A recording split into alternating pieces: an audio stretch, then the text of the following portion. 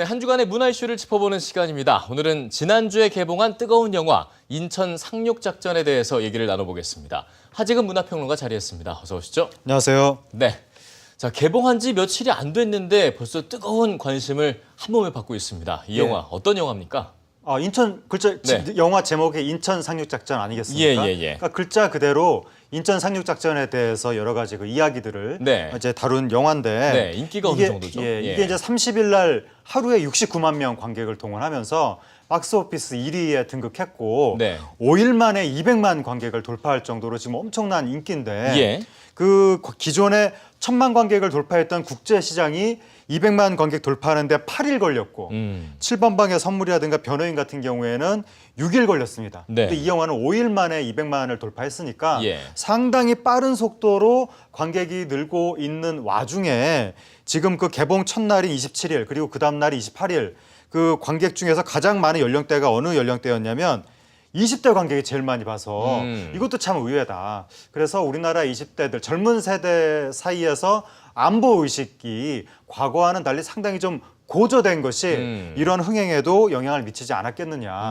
그리고 아무래도 이제 인천 상륙작전이라고 하니까 벌써 엄청난 액션이 전쟁 액션이 펼쳐질 것 같은 느낌이 드니까 그러한 한국형 대형 블록버스터에 대한 기대감도 초반 흥행몰이의 원인이 된 것 같습니다. 네, 뭐 조금 연령대가 올라가면 평이 조금 달라지는 느낌도 있긴 한데 어쨌든 지금 이 영화는 말씀하신 대로 실화를 바탕으로 한 영화 아니겠습니까? 영화에 대한 그 간략한 내용을 좀 살펴볼까요?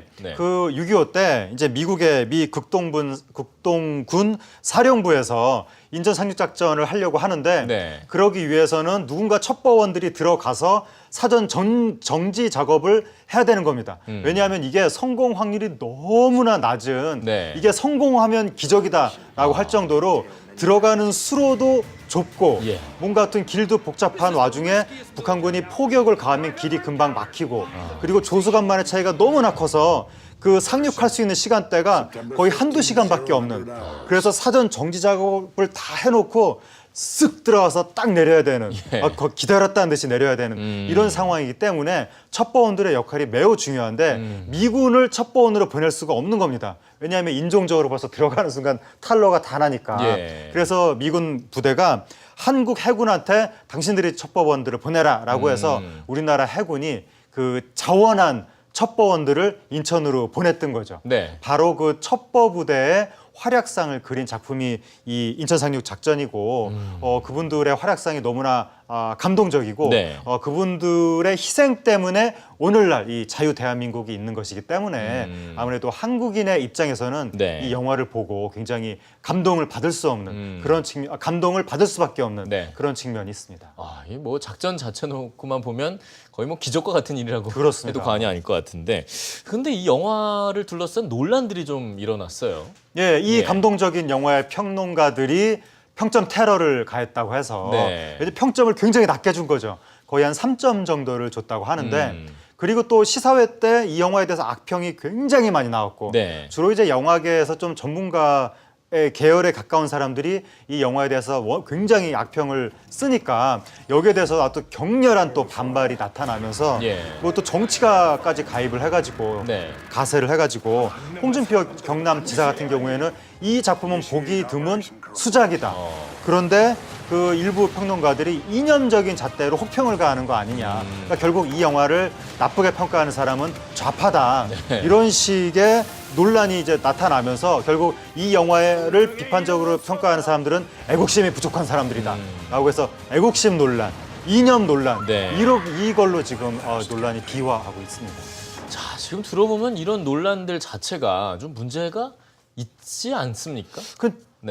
문제가 상당히 있다고 할 수가 있죠. 그러니까 이런 식으로 우리의 어떤 애국심을 고취하는 이런 내용의 영화들이 보통 완성도와 상관없이 굉장히 인기를 끄는 경우가 많습니다. 그러니까 대표적으로 옛날에 디워 난리가 났었고 왜냐하면 디워 같은 경우에는 나라 지키는 얘기는 아니었지만 그 디워가 보여준 엄청난 스펙타클 액션이 그 전까지 한국 영화에서 볼 수 없었던 것이기 때문에 네. 이런 영화가 한국에서 나오다니 감동이야. 이런 영화는 밀어줘야 돼라고 해가지고 애국적인 열정이 엄청난 흥행이 있었는데 네. 이제 그런 일이 있었고 그다음에 명량도 바로 비슷한 요 인천 상륙작전하고 비슷한 이 이유로 인해서 엄청난 네. 흥행몰이가 있었고 그리고 이제 인천 상륙작전인데 요러한 영화들의 공통점이 뭐냐면 평론가들은 대체로 평가를 안 좋게 하고 그럼 이제 일반 대중이 격렬하게 집단적으로 이제 공격을 하면서 네. 당신들은 애국심이 부족하다 막 이런 식으로 이제 하는 건데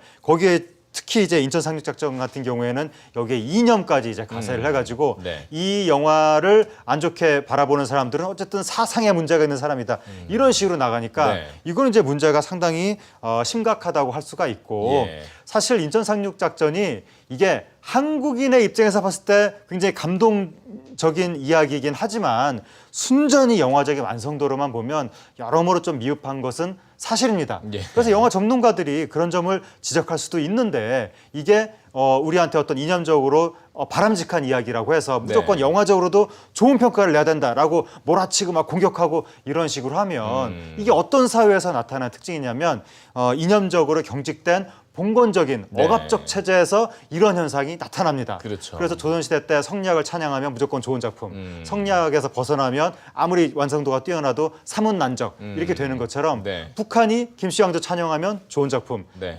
거기서 벗어나면 나쁜 작품 이런 식이 되는 건데 우리나라까지 그러한 봉건적 억압 체제, 북한과 같은 방식으로 영화를 평가하는 것은 말이 안 되는 거고, 그러니까 우리가 이념적인 건강성을 가지는 문제하고 영화의 완성도를 따지는 문제는 전혀 별개이기 때문에 예. 영화의 완성도를 논하는 데 있어서 자꾸 거기다 애국심을 대입하고 이념을 대입하고 이러면 우리나라 네. 영화 산업이 발전할 수가 없는 겁니다. 그렇죠. 그러니까 좀 영화는 영화 그대로 보고 예. 완성도에 대해서 냉정하게 평가를 하는 사람들에 대해서 당신들은 애국심이 부족하다 이렇게 공격하는 집단 공격하는 네. 이런 문화는 앞으로 좀 사라질 필요가 있습니다. 뭐 한 영화 주제가의 제목이 떠오르네요. Let it go라고. 모든 문화가 좀 그렇죠. 좀 이념에 억압되지 않는 그렇게 좀 지나갈 수 있도록 좀 놔줬으면 좋겠습니다. 오늘 말씀 잘 들었습니다. 고맙습니다.